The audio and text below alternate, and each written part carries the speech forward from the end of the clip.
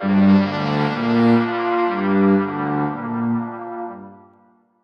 for a moment about the metal objects you encounter every single day. Hmm, You know, from the humble wrench in your toolbox to, I don't know, the colossal steel beams holding up skyscrapers, even the intricate wiring inside your phone. right. It's everywhere. Exactly.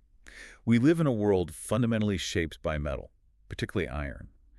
But what if we told you that the widespread, everyday use of such metals was once a truly revolutionary leap? Like a technological seismic shift. Yeah, a seismic shift that fundamentally reshaped human civilization in ways that are, well, almost unimaginable from our perspective. It's hard to even picture it otherwise. Welcome to a deep dive into a really pivotal moment in human history, the dawn of the Iron Age. Mm. We're going to unpack the period between roughly 1200 to 900 BCE. It's a time when a new, seemingly humble metal just changed everything. Completely laid the groundwork for so much. It really did. Our mission today is to cut through the noise, Wow. and give you a shortcut to understanding why iron, despite all its initial challenges, the sheer difficulty of processing it. Which were immense. Immense. Why it became the dominant material, ushering in these unprecedented, far-reaching changes in technology, economy, military power, and even like the cultural fabric of society. It touched everything. We've got a fascinating stack of sources that will help us extract the most important nuggets of knowledge from this transformative era. Okay, let's unpack this. We're talking about a transformation as significant as, say, the invention of agriculture or the wheel. Arguably even more pervasive in some ways. Perhaps, yeah. Because it affected every aspect of daily life. What made this period so crucial, and why, out of all the materials available, did iron emerge as the undisputed king? Well, what's fascinating here, I think, is that the Iron Age wasn't just about adding another metal to the human toolkit. It wasn't like, oh, now we have bronze and iron. Right, not just another option. Exactly. It marked a radical, almost epical departure from the preceding Stone, Copper, and Bronze Ages. It created these truly foundational shifts across societies that resonated for millennia. So before iron, maybe just remind us quickly. Stone, copper, bronze. Yeah, so before iron, human societies had progressed through millennia, right?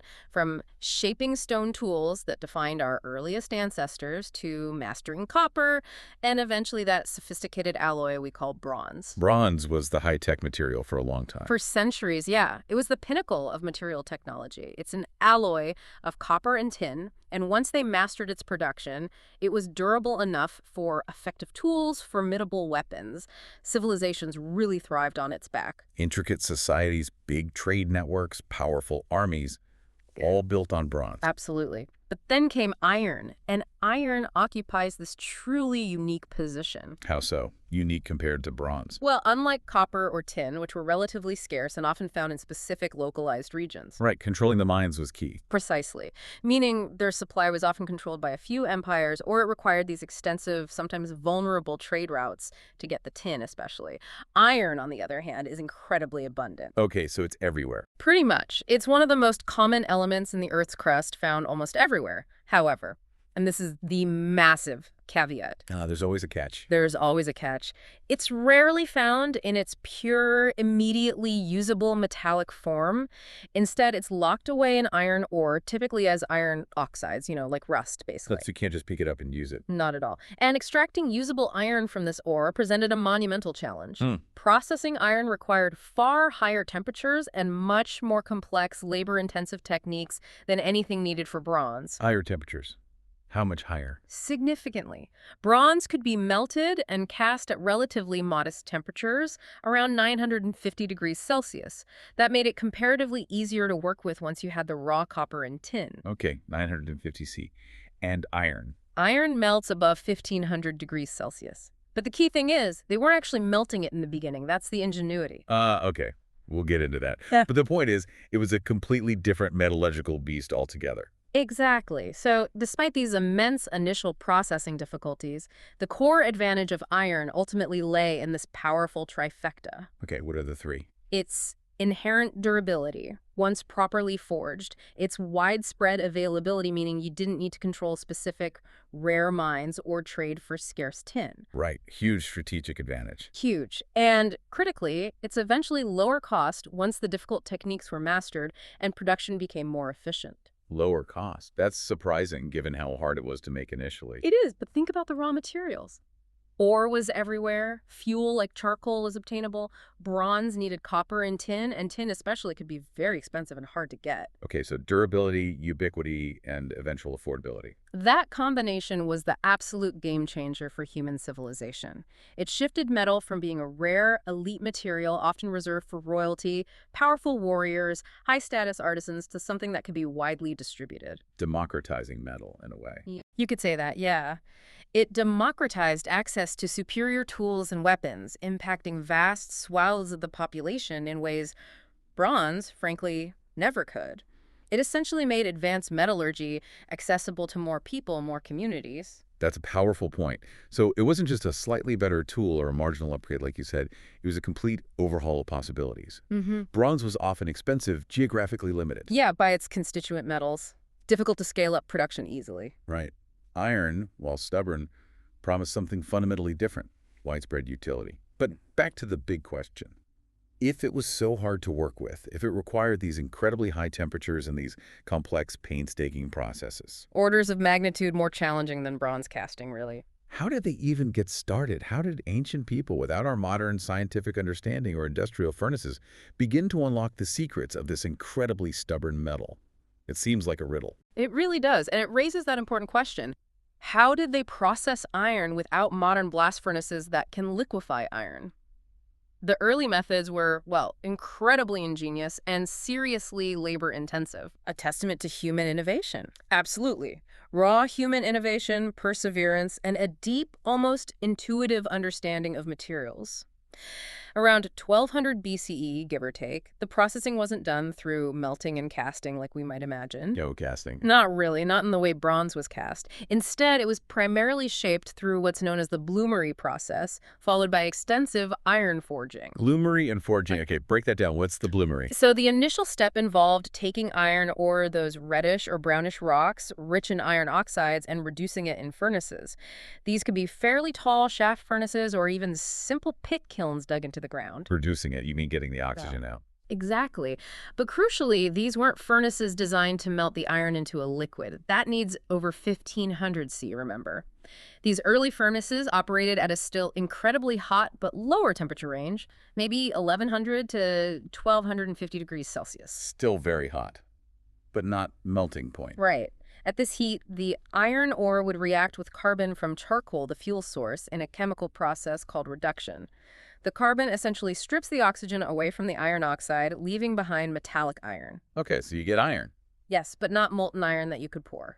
The result was a spongy, porous lump of semi-solid iron known as bloom, or sometimes Gusenekli Demir Sunger, which just means porous iron sponge. A sponge of iron. That sounds weird. It is. It was this heterogeneous mixture of metallic iron particles, trapped impurities like bits of ore, charcoal ash, and this glass-like waste product called slag. Slag. Right, so not pure usable iron yet. Not by a long shot, and that brings us to the subsequent crucial step, the part that made early ironworking so challenging, so physically demanding, and requiring immense skill. This must be the forging part. Hammering. Exactly. Extensive hammering and forging of this bloom. They'd pull this red-hot, spongy bloom out of the furnace and immediately start hammering it, repeatedly. Why? What do the hammering do? It served multiple vital purposes. Firstly, it literally squeezed out the molten slag and other impurities, driving them out of the porous iron mass. You'd see the liquid slag flying off. Okay, purification. Purification, yes. And secondly, it compacted the spongy iron, consolidating the individual iron particles, essentially welding them together under the force of the hammer blows into a more coherent, denser metal. Wow, so you're purifying and shaping it all at once with brute force and heat. Brute force, heat, and incredible skill. This purification and consolidation process was incredibly labor-intensive. It required immense physical strength, endurance, and a deep understanding of how to manipulate the hot metal at precisely the right temperatures. Too cool, it wouldn't work. Too hot, you might burn it. So the resulting iron, what was it like compared to bronze or even modern steel? Well, this early iron, while definitely forgeable and relatively durable because it had a low carbon content, making it technically wrought iron, wasn't initially as hard or strong as the steel we know today. So not necessarily harder than good bronze initially. Maybe not always harder, especially compared to well-worked bronze, but it was generally tougher, less likely to snap, and critically it could be made almost anywhere. But yeah, it was more akin to wrought iron. Okay, wrought iron. Yeah. But you mentioned steel. Oh. Did they figure that out? That brings us to the nascent understanding of what we now call steel. Yeah. It was still limited and probably largely accidental or empirical during this early period, 1200, 900 BCE. How did they stumble onto it? Well, early iron workers probably began to understand, maybe just through trial and error, that by heating the iron in prolonged contact with carbon-rich materials, like packing it in charcoal in a sealed container within the forge, they could infuse some carbon into the surface layers of the iron. This process, we now call it carburization, created a harder metal, what we recognize as steel, at least on the surface, giving it a better cutting edge. So they could make things sharper, hold an edge better? Exactly. But the control over this carbon content and getting it distributed uniformly through the metal, that was rudimentary at best back then. It was tricky. Still, pretty amazing for the time. These early ironworkers sound like real artisans. Oh, absolutely. True pioneers in metallurgy. They developed sophisticated forging techniques, things like folding and pattern welding, repeatedly folding and hammering layers of iron together. Why fold it? To help homogenize the material, work out more impurities, and maybe even distribute any accidentally introduced carbon more evenly. It also creates beautiful patterns, though that might have been secondary initially. And tempering, you mentioned that. Yes, even early forms of tempering. This involved carefully reheating the shaped iron piece and then cooling it in specific controlled ways, maybe quenching it quickly in water or oil to make it very hard. For a knife edge, maybe? Exactly. Or cooling it more slowly, perhaps buried in ash, to make it tougher and more resistant to breaking, which you'd want for, say, an axe or a sword meant for impact. So they were tailoring the properties to the tool. They were optimizing the mechanical properties of the iron they produced, using heat, hammer, and controlled cooling. Incredible skill. And the scale of this production, were they churning out tons of this stuff? No, that's important to highlight. During this nascent phase, say 1200 to 900 BCE, iron production was initially very localized. It was confined to artisan workshops, not large-scale industrial complexes like we might imagine. Small-scale craft production. Very much so. Skilled craft, often passed down through generations within families or small guilds. The secrets of the forge were often closely guarded. These were small operations, highly specialized, deeply dependent on the individual mastery of the smith. And you mentioned the Hittites earlier. They were key. Yes, we really have to underscore the Hittites' role as pioneers here. Located in Anatolia, modern Turkey, they're widely regarded as among the earliest, maybe the earliest, widespread users of iron technology. How early? There's evidence dating back even to the 14th century BCE for some ornamental iron, maybe meteoric iron initially. But by around 1200 BCE, they seem to have been using bloomery iron for significant tool and weapon production. So they had a head start. They did.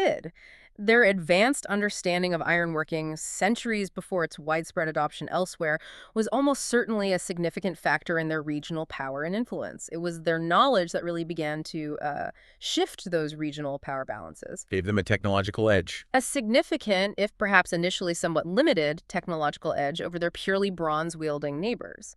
Their iron weapons might not have been universally superior yet, but they were available and tough. It really does sound like a secret art, doesn't it? A craft born from immense skill, perseverance, almost like alchemists of their time, transforming raw earth into something revolutionary through sheer ingenuity and, well, a lot of hammering. Yeah, fire and hammer, exactly. It wasn't an industrial process yet. It was meticulous, artisanal, knowledge painstakingly acquired, closely guarded. Which raises that fascinating question again. Given how complex and specialized this art was, how on earth did it manage to break free? How did it spread across the ancient world, often facing huge geographical and cultural barriers? Where did these skilled artisans and their revolutionary techniques first spark, and then how did they travel? Right, and if we connect this to the broader canvas of the ancient world, the initial appearance of iron processing tech around 1200 BCE wasn't random. It didn't just pop up everywhere spontaneously. It had hotspots, epicenters. Exactly. It emerged in specific regions which served as its initial epicenters. Primarily, we're talking Anatolia, modern-day Turkey, where the Hittites were. Also Mesopotamia, which is largely modern-day Iraq, Iran, and the broader Eastern Mediterranean region. The Levant, like Syria, Lebanon, Israel. Precisely. Those areas. And these weren't arbitrary locations for this breakthrough. There were very specific reasons why iron emerged and developed early in these particular places. Okay, what were the reasons? Ore deposits. That's the first big one. You simply cannot kickstart an Iron Age without the raw materials. These areas were geologically rich in the necessary iron ore deposits, unlike the more limited and geographically dispersed copper and especially tin deposits needed for bronze. So, step one, have the right rocks. You got it. Step two, and just as critical, was the timing. This period, around 1200 BCE, was characterized by widespread political upheaval. Historians often call it the Bronze Age collapse. Right, we hear about that. Big empires falling apart. Exactly. Mighty Bronze Age empires, Mm-hmm. the Hittite Empire itself, the Mycenaean civilization in Greece, New Kingdom Egypt was weakened. They were all in decline or had dramatically collapsed. Why did they collapse? Do we know? It's complex, likely a combination of factors. Climate change leading to famine, internal unrest, maybe invasions or migrations by groups like the mysterious Sea Peoples. The Sea Peoples, yeah. Lots of debate there. Huge debate, but the result was a power vacuum. And the strategic need for new power dynamics, new ways to assert control, and crucially, new materials that could give emergent or surviving groups an edge. Enter iron. Enter iron. With its potential for widespread availability and durability, it offered just that. Plus, the disruption of those old, established bronze trade routes probably made locally abundant iron look even more attractive, if you couldn't get tin easily anymore. You look for alternatives. Makes Yeah. sense. So the Hittite Empire collapses around, what, 1180 BCE? Roughly, yes, a dramatic collapse. And you might think that would be the end of iron tech in the region, but quite the opposite happened. Oh, how so? Well, while the Hittites had been pioneers, their demise didn't kill the technology. It inadvertently paved the way for other groups in Anatolia cultures, like the Phrygians, the Lydians, even groups like the Sumerians, to not just inherit the knowledge, but to really master ironworking themselves. So the knowledge dispersed and flourished. Exactly. These successor cultures didn't just passively adopt it, they innovated. They developed their own unique, often superior techniques for producing iron weapons and tools. And this mastery became absolutely key to their regional power gains. Filling the void left by the Hittites. Precisely. They established new political and military dominance in that post-collapse landscape, partly thanks to their advanced iron. Their innovations in hardening and shaping iron swords, for instance, gave them a distinct advantage. Okay, that's Anatolia. What about Mesopotamia? You mentioned the Assyrians. The Assyrians. They became a prime and frankly terrifying example of a society that truly leveraged iron technology for military purposes, especially from the 10th century BCE onwards. They didn't just adopt it, they weaponized it. They absolutely did. They weren't just early adopters, they were strategic mass producers and innovators in deploying iron. They extensively equipped their military, fundamentally transforming their fighting capabilities, creating this formidable war machine. What kind of equipment are we talking about? Specific examples. Iron swords, often longer, better edge retention than bronze. Iron spearheads. Yeah. Iron arrowheads. These became standard issue. Making their attacks much deadlier. Much deadlier. And crucially for their tactical advantage, they also developed and widely used iron armor. Helmets, scale armor, even protective coverings for their horses sometimes. Wow, armored horses too. Yeah, this combination of superior weaponry and better defense allowed them to forge an empire that would dominate the Near East for centuries. Their success was intrinsically linked to iron. Fascinating. But then you contrast that with Egypt. You said they were slower. Much slower, yeah. It's a really interesting contrast. Egypt was obviously a powerful, advanced civilization throughout the Bronze Age, but their adoption of iron was initially quite limited compared to Anatolia or Mesopotamia. Why do you think that was? They had access, surely. They likely had access to ore, yes, but iron didn't spread as widely or as quickly there as bronze had earlier. For a long time, iron in Egypt seems to have been treated more like a prestige metal. Like gold or silver. Used for jewelry or ceremony? Possibly, yeah. Maybe due to its initial rarity, the difficulty in working it, it wasn't until after 1000 BCE, maybe even closer to the 8th or 7th century BCE, that iron tools and weapons became more common and widespread in Egypt. Much later than the Assyrians getting serious about it. Significantly later. And this slower embrace in a region that had been a hub of innovation, it raises really important questions, doesn't it? It does. Why do some societies embrace new tech faster than others? Is it just resources? It suggests it's more complex, maybe existing infrastructure geared towards bronze, established trade networks they didn't want to disrupt, perhaps cultural conservatism or specific geopolitical factors. A whole mix of things influencing how quickly change happens.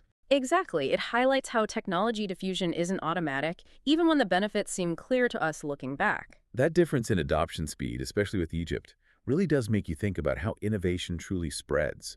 It's not just about having the idea or the resource, is it? Not at all. It's about the existing infrastructure, the economy's flexibility, maybe even a cultural readiness, like you said, for radical change, a complex interplay. A confluence of factors. But, okay, regardless of the speed, once societies did embrace iron, the transformation was profound. So let's get into that military edge again. What did this new metallic power mean for how wars were fought and won? This is where it gets really compelling, I think. Oh, absolutely. Because iron didn't just change the tools of war, it fundamentally reshaped military doctrine, army organization, and ultimately the course of history itself. The most dramatic, immediate impact of the Iron Age was, without a doubt, on military tech. Okay, so paint the picture. Bronze Age warfare versus Iron Age warfare. Let's think back to the Bronze Age for a sec, just to appreciate the shift. Bronze weapons, while effective for their time, had inherent limits, right? Like what? We talk about durability. Exactly. Mechanical durability and sharpness were constrained by the alloy itself. Imagine a battlefield, a bronze sword, after a few forceful blows against a shield or armor. It could bend or dull quickly. It could definitely bend, warp, or blunt significantly. There are accounts suggesting warriors sometimes had to pause mid-combat to straighten their blades, maybe putting a foot on it, or risk it failing entirely. Not ideal in a fight. Not ideal at all. This meant Bronze Age warfare often relied on specific tactics, maybe heavy infantry formations, shock tactics with chariots, hoping for a swift, decisive initial impact before weapons degraded too much. Okay, so bronze had limitations. How did iron change that? Iron brought a truly revolutionary impact. Take swords again. Iron swords were significantly stronger, more resilient, and could hold a much sharper edge for far longer than bronze. Not just marginal improvement, a qualitative leap. Absolutely. It changed the dynamic of combat. A stronger, more resilient blade meant a soldier could fight longer, deliver more powerful, sustained blows, and rely on their weapon not to fail. That reliability must have been huge psychologically, too. Immense! This increased reliability and lethality allowed for more aggressive, sustained combat. As a result, iron swords quickly became standard equipment for infantry, even early cavalry units. It changed how individual combatants fought and allowed for deeper, more destructive penetration into enemy lines. Okay, swords. What about projectiles? Spears, arrows. Same story, maybe even more pronounced. Iron spearheads and arrowheads had superior armor-piercing capabilities compared to bronze. So bronze armor wasn't as effective anymore. It became less effective, yeah. An iron-tipped arrow or spear could potentially penetrate armor that bronze simply couldn't, or it could inflict far more devastating, often fatal wounds, even if it didn't fully penetrate. Upping the stakes significantly. Directly led to more lethal, more intense conflicts. Battles became bloodier, casualty rates likely increased, forcing military strategists to rethink defensive tactics entirely. And speaking of defense, what about iron armor? That's the other side of the coin. The emergence of iron armor marked another critical development.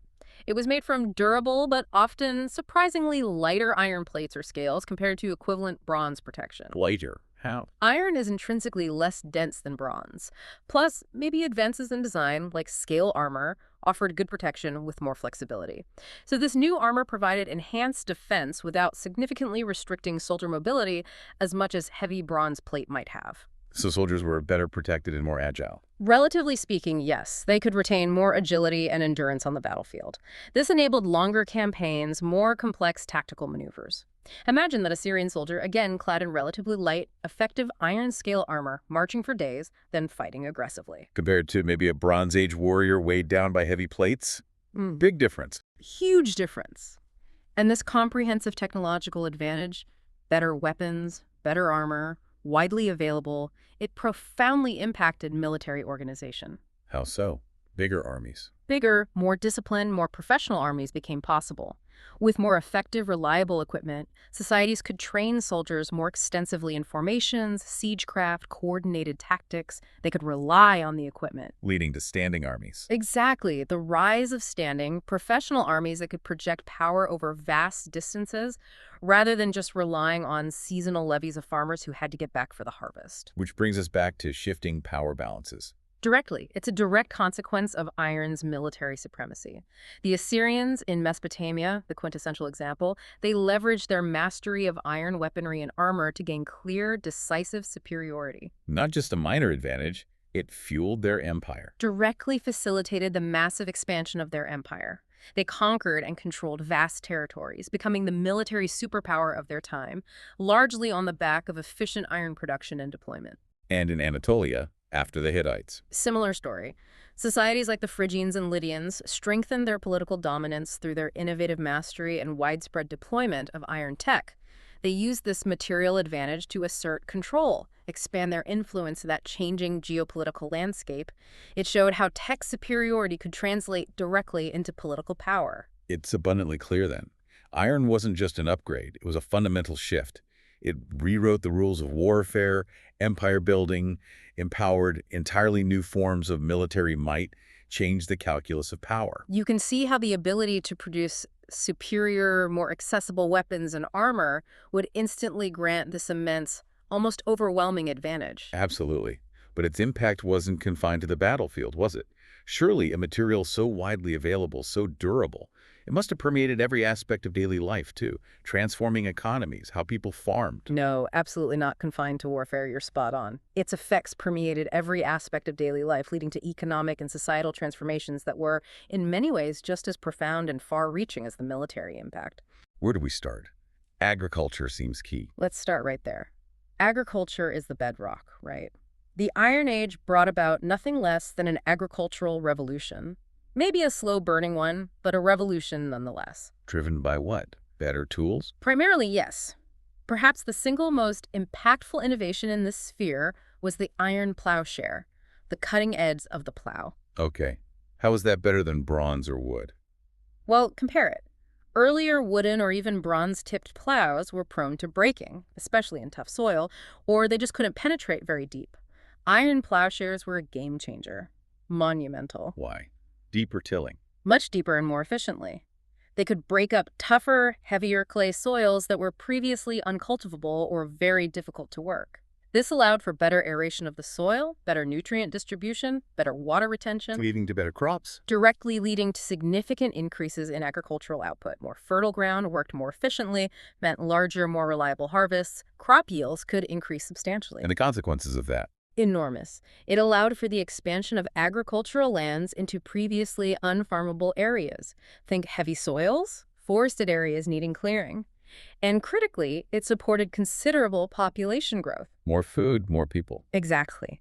More food meant more people could be sustained, leading to denser populations and eventually a surplus of labor that didn't need to be directly involved in farming. What about other tools? Axes, sickles. Absolutely. Beyond plows, consider resource utilization. Iron sickles with their sharp, durable blades made harvesting crops much more efficient, less backbreaking than flint or bronze. And axes for clearing land. Iron axes were far superior to bronze for felling trees. They enabled the more effective clearing of dense forests, opening up vast new swaths of land for cultivation and settlement. Iron saws, too, allowed for more precise timber work and construction. So you could literally reshape the landscape more easily. Suddenly, vast new areas became viable for settlement and farming.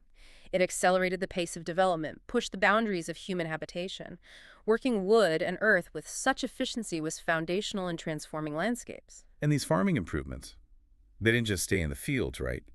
They affected settlements. Right. They fueled the growth of existing settlements, the establishment of entirely new ones in these newly opened areas, and accelerated the process of urbanization. How did that work? Surplus food leading to cities. Pretty much. As food production became more efficient, fewer people were needed for basic farming. This freed up a significant portion of the labor force for other activities. A specialization. Exactly. This surplus population could migrate to burgeoning towns and cities or engage in other specialized trades beyond subsistence farming. This drove urban development, created more complex social structures. Cities grew not just in size, but in economic specialization, cultural vibrancy. Which brings us to the economic impact. New professions. Definitely. Ironworking itself, as we discussed, was complex, specialized, highly skilled. This led to the emergence of new, highly specialized artisan classes, the ironsmiths. And they were respected. Immensely respected. They often gained prestige, sometimes significant wealth, due to their vital expertise. They held unique knowledge, critical skills, making them indispensable to their community's prosperity and security. They weren't just laborers, they were like the high-tech engineers of their day. Operating independently or working for rulers? Both, probably. As independent entrepreneurs, or maybe employed directly by kings or temples who needed weapons and tools. Furthermore, the location of iron workshops, and even more so, the mining operations, naturally became significant economic hubs. Centers of activity. Yeah, where iron was produced or extracted, trade routes converged, associated businesses sprang up suppliers of charcoal, or merchants selling the finished goods. Creating little industrial zones, almost. On a small scale, yes. And of course, iron and its products became vital commodities themselves. This fostered the growth of regional and even international trade networks. Trading iron tools, weapons. Tools, weapons, agricultural implements, maybe even raw iron ingots. These could be traded over long distances, creating new economic opportunities, connecting distant communities more deeply. It wasn't just about the local blacksmith anymore. It was about the rise of a more interconnected economy, driven by the widespread availability and utility of this transformative material. Making better tools more accessible to more people. Ultimately, yes, that's a key outcome. So iron didn't just win battles. It also fed expanding populations, cleared challenging land, literally built communities from new settlements to these burgeoning urban centers. It seems like it touched every single part of society. From the daily grind of farming to the bustling new economic hubs, yeah. Which leads us to the broader social and political implications. Right. Because when you change how people work, how they fight, how they eat, you inevitably change the very structure of their society. Who holds power, how that power is exercised. It's unavoidable. The ripple effects are huge. So this raises that important question. How did this profound technological leap ripple through the very fabric of societies and fundamentally alter those power relationships? Was it simply about who had the best weapons, or did it go deeper, affecting social hierarchies, governance itself? Oh, it definitely went deeper. The widespread adoption of iron tech profoundly impacted power dynamics and social structures in ways that were both direct and indirect, often accelerating trends that were already in motion. Okay, like what? Centralization of power. That's a major one. Control over iron production, finding the ore, managing the skilled smiths, and crucially, the subsequent widespread use of that iron in weaponry provided an incredibly powerful tool for rulers. How so? Better armies control the population. Essentially, yes. Kings, military elites, nascent states who could command the production of superior iron weapons and armor were in a much stronger position to establish and maintain dominance, both against internal dissent. Keeping rebels in check. Exactly. Effectively disarming potential rivals or rebels within their own populations, and also against external threats from rival groups and neighboring polities.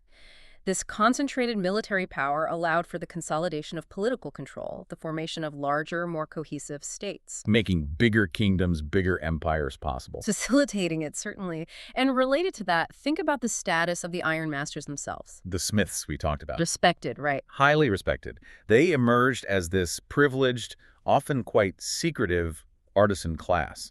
Their specialized knowledge, the bloomery process, the forging techniques, the tempering methods, and their absolutely critical role. Making the essential tools and weapons. Right. That gave them immense social standing, prestige, often considerable wealth or influence. They weren't just laborers, they were innovators, keepers of vital knowledge, contributors to prosperity and security. Their expertise was highly valued, likely carefully guarded, maybe passed down hereditarily, indispensable to the powerful elites. So knowledge itself became a form of power. Absolutely. And controlling the raw materials, too. Control over rich iron ore sources and the key production centers became a critical element in power struggles. Fighting over the mines. Fighting over territory rich in iron ore, or strategic control over regions known for skilled iron workers. Access to these resources meant access to military and economic strength. The stakes became incredibly high. Wars were fought not just over fertile land or trade routes, but over the very mines and workshops that fueled this new age. Resource wars, driven by iron. You could definitely see it that way. And it's worth reiterating how this led to those regional power shifts we touched on. Remember Anatolia after the Hittite collapse? Yeah, the Phrygians, Lydians rose up. They were able to regain strength, establish themselves precisely because of the military and economic advantages afforded by their swift, innovative mastery of iron. They could arm forces, improve agriculture, build economies, allowing them to rise in that power vacuum. And the Assyrians. The spectacular rise of the Neo-Assyrian Empire to dominate Mesopotamia. Virtually impossible without their extensive, efficient, innovative adoption of iron tech for their military and infrastructure, their expansion, their consolidation of power, directly facilitated by commanding this new material. So iron wasn't just a tool. It was a fundamental driver of geopolitical change. Reshaping maps, rewriting the destiny of civilizations, absolutely. It truly seems like iron didn't just give people new tools. It fundamentally reshaped who had power, how societies were organized, how vast empires could be forged and sustained, creating new hierarchies, new sources of conflict, new opportunities. A story of how material innovation drives profound social and political evolution, echoing down through history. And as we've seen, this groundbreaking knowledge, once discovered, refined. It didn't stay put, did it? It had to spread. How did all this amazing knowledge manage to travel across the ancient world, overcoming those huge geographical, cultural barriers? Right, it wasn't confined. And connecting this to the bigger picture, the transfer of iron technology at the dawn of the Iron Age wasn't simple or linear.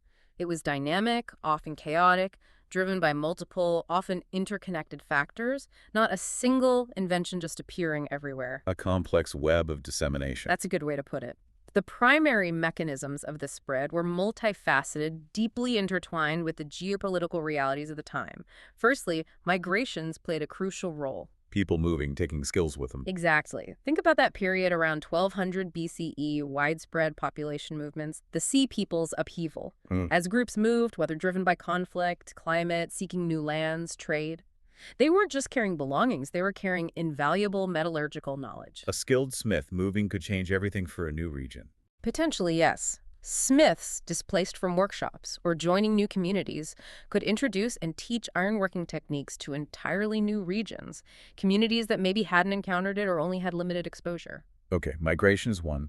What else? Trade. Trade routes were absolutely vital. Beyond just trading the finished goods, iron ingots, tools, these ancient networks facilitated the much deeper exchange of ideas, techniques, even the movement of master artisans themselves. How would that work? Merchants spreading secrets. Maybe not deliberately sharing secrets, but imagine a Phoenician merchant sailing across the Med.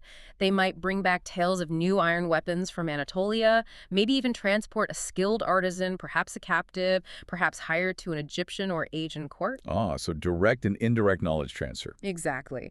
Along these bustling routes, artisans, traders, travelers would observe techniques, discuss methods, indirectly or directly transfer know-how, maybe through apprenticeship, maybe just imitation spurred by seeing the results.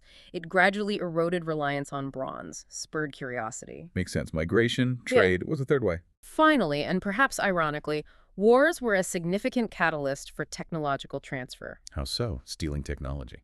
In a way. Conquered peoples often had their crafts and technologies absorbed by the conquerors. Victors might seize valuable smiths as spoils of war, bring them back home, or demand tribute in the form of iron goods and the knowledge to produce them. Or just copying what the enemy uses effectively. Conversely, yes. Victors encountering superior weaponry or tools used by their defeated foes would often rapidly adopt or adapt these new technologies themselves, recognizing their immediate military or economic value. The sheer effectiveness of iron weapons provided a powerful incentive for imitation. Learn from your enemy, essentially. Or your subjects. We really can't emphasize enough the crucial role of this constant interregional exchange. Whether peaceful or hostile, the interactions between Anatolia, Mesopotamia, the Levant, the Eastern Med, that was the lifeblood for spreading ironworking techniques. A melting pot of ideas, forced or otherwise. A fertile ground for the spread of new methods and innovations, building upon existing metallurgical traditions. And it wasn't just copying, you said. They adapted it. Exactly. This wasn't simply about copying techniques verbatim. Different societies learned from each other and then further refined the processing and application of iron to suit their own unique needs, their available resources, their cultural contexts. Making it their own. Yes, an iterative process. Learn, adapt, innovate. This led to a continuous evolution of iron technology across different cultures. We see specific examples. Like? Well, the Phrygians and Lydians in Anatolia, they didn't just inherit Hittite knowledge, they advanced it, developed new forging methods, new tool designs built upon that legacy, made the tech even more effective, more widely usable. Okay. And the Assyrians? Did their tech spread? Once the Assyrian military technologies were established and demonstrated their overwhelming effectiveness, they became a model. Their methods spread to other parts of Mesopotamia, inspired adaptation among rivals and neighbors who needed to match their power. So knowledge flowed constantly. This dynamic, continuous flow of knowledge driven by people moving, trading, fighting. It was absolutely fundamental to iron's widespread adoption and the profound impacts that followed. It's a powerful reminder, isn't it? That knowledge, especially groundbreaking, transformative knowledge, finds a way to spread, carried by the very forces that shape history, migration, commerce, even conflict. The story of iron isn't just about metal. It's about the interconnectedness of ancient civilizations, the constant exchange of ideas, and that relentless human drive to innovate and adapt. So let's try and pull this all together. What does this all mean looking back at this incredible journey, this deep dive into the dawn of the Iron Age, roughly 1200 to 900 BCE?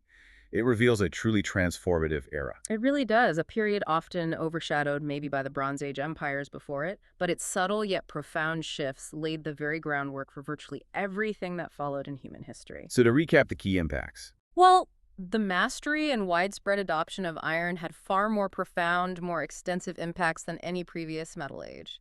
It fundamentally reshaped military technologies, making warfare more lethal, more decisive, allowing for the rise of powerful, centralized states with unprecedented military might. Right. The Assyrian example. Exactly. It dramatically boosted agricultural production, the iron plow being key, leading directly to significant population growth, more complex food systems, accelerated urbanization. Feeding more people, building bigger It settlements. completely reconfigured socioeconomic structures, giving rise to those new respected artisan classes, fostering new economic hubs, interconnected trade networks. Living how societies were organized. And as we discussed, it decisively shifted regional power balances, allowing new empires to rise, old ones to be challenged or fall, based partly on who mastered this material first or best. Iron, then. With its unmatched durability, its widespread availability, its sheer versatility, it truly became one of the foundational cornerstones of human civilization. Absolutely. And the techniques developed during this period, 1200, 900 BCE, they weren't just fleeting innovations. They were built upon for centuries, refined, perfected, evolving into the steel and alloys that form the backbone of our modern industrial world. So this early mastery left an indelible mark on history that continues to shape our world today. Without a doubt. So here's a final thought for you listening. Consider this. The tools and technologies developed at the very beginning of the Iron Age, they laid the fundamental groundwork for virtually every major civilization that followed, and indeed for much of our present-day society. How much of our modern world, built literally on the strength of steel and other advanced iron alloys, truly rests on the foundational insights, the painstaking trial and error, the relentless ingenuity of those early iron masters, hammering away at that stubborn bloom in their humble artisan workshops? It's quite something to think about, a turning point that still echoes today in, well, pretty much every piece of metal we touch. It really is.